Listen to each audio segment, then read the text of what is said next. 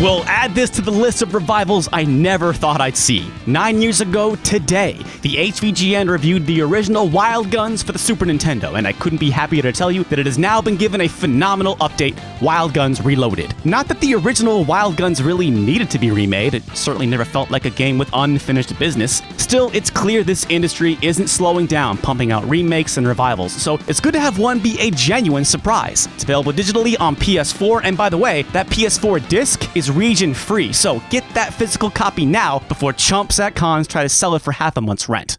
Let's back up a bit, because that's how we do it here at SSFF. 1994's Wild Guns for the Super Nintendo was an amazing action game in its own right. Tight controls, wonderful graphics, fantastic and sometimes humorous enemy design, great soundtrack, 2-player co-op, maybe a bit on the short side, but a really solid package. For my money, one of the best games on the system. Created by core members of the team responsible for another SNES masterpiece, Ninja Warriors, Wild Guns was a passion project between 3 core people and 2 supporting members at Natsume. Incredibly, it was completed in just 5 months, during the downtime between major projects. And as it worked out, those 3 core members of the original team are still working at Natsume, now known as Natsume Atari. Looking at Reloaded's credits, while there were certainly a few more supporting crew members, they suggest that this was yet again a passion project developed by a dedicated skeleton crew. And if that ain't a feel-good story, I don't know what is.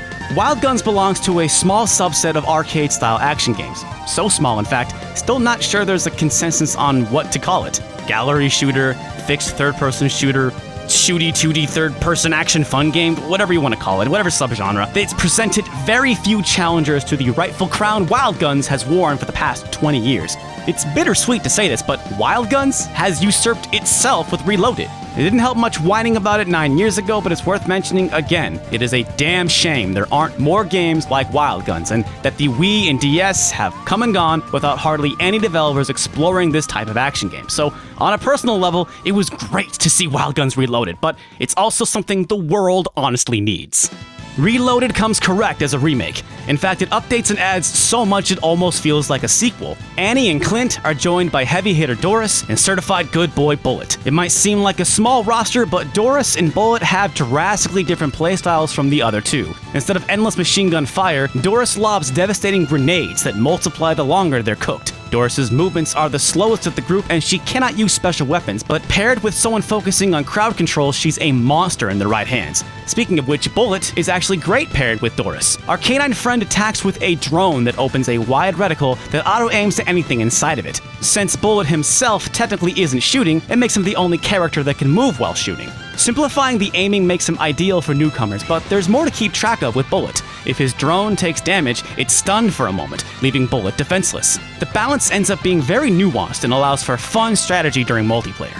Wild Guns is all about keeping a lid on things. In the original game, tight shooting and quick prioritizing of troublesome enemies was the key to success. If things ever got out of hand, tossing a bomb would give you a chance to clear the slate. In Reloaded, there are some levels where that is a very tall order if you're playing by yourself or even with 2 people. The option to have 3 friends join you on the couch is a welcome addition, but adding 3 more crosshairs into the mix makes the screen that much more busy. Bullet's reticle especially can obstruct a lot of screen real estate. Now, practice makes perfect, and all levels have patterns that become familiar, though Reloaded has a much higher barrier of entry than the original. This brings us to an unfortunate reality of Wild Guns Reloaded. The upgrade to HD brought with it a much wider playfield. Stages are now much bigger and that extra space is filled with more enemies. With more screen to cover, it's very easy to completely miss a bullet or missile with your name on it. In the SNES game, you could depend on bombs to clear the stage when things got overwhelming, but now bombs only cover about half the screen. It's now completely possible to waste a bomb. Shooting bullets to fill your Vulcan gauge is still a clutch tactic,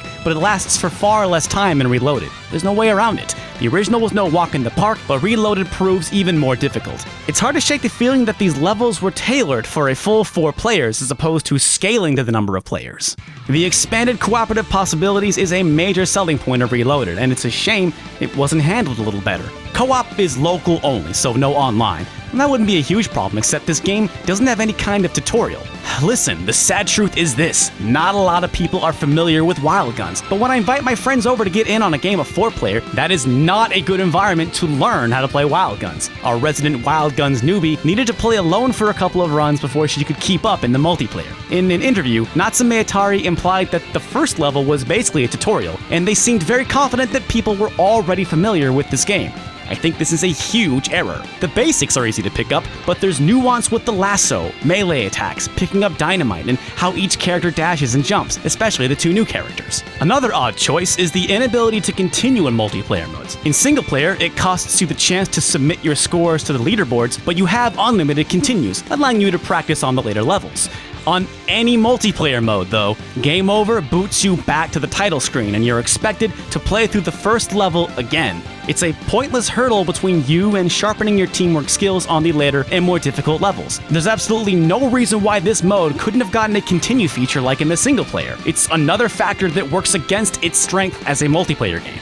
In another odd move, Reloaded hides its two new levels in the medium and hard modes, which are actually separate campaigns. We've heard claims that enemies are a little tougher and more aggressive on medium and hard modes, but if there is a difference, it wasn't a significant one. Instead, the underground level replaces Desolation Canyon on medium, and the flying ship replaces Ammunition Depot on hard. So instead of having a longer campaign with all 8 levels, it's just a slightly different set of 6 levels. This means that Desolation Canyon only appears on the easy campaign, which actually makes it a damn hard campaign, because that's one damn hard level in Reloaded. And the 2-player, 3-player, and 4-player campaigns follow the easy, medium, and hard campaigns. It's not a deal breaker, but it definitely had us scratching our heads. Before we conclude, we need to talk about those levels a little more. Tracking this game up to its release, it was easy to cynically say, oh man, only 2 new levels? Because, while that's true, it ignores the incredible amount of work that went into redesigning the original 6 levels. Natsume Atari did such an incredible job matching the Super Nintendo aesthetic, I didn't realize just how much work they did until I went back and played the SNES original. There's no shortage of original games that harken back to 16-bit graphics, but Wild Guns Reloaded is a rare case of shoehorning new 16-bit graphics onto an existing 16-bit game. The new levels feature new enemies and bosses, and it wouldn't be surprising to learn that they were cut content from the original game. They fit in perfectly. Though the bosses, especially the one in the flying ship, feel kinda gimmicky and become very easy once you figure out the strategy. But these are small complaints in comparison to a wider picture. The core gameplay in Wild Guns Reloaded couldn't be tighter. The new weapons, characters, and levels are all phenomenal. The move to high definition was gorgeous and seamless visually, but makes things a little more challenging. It has feature issues, and while the multiplayer is great, it's not exactly the type of game you can spring on your friends at a party. Still, it is a rare revival that we absolutely recommend picking up on PS4 or any other system should it make its way there.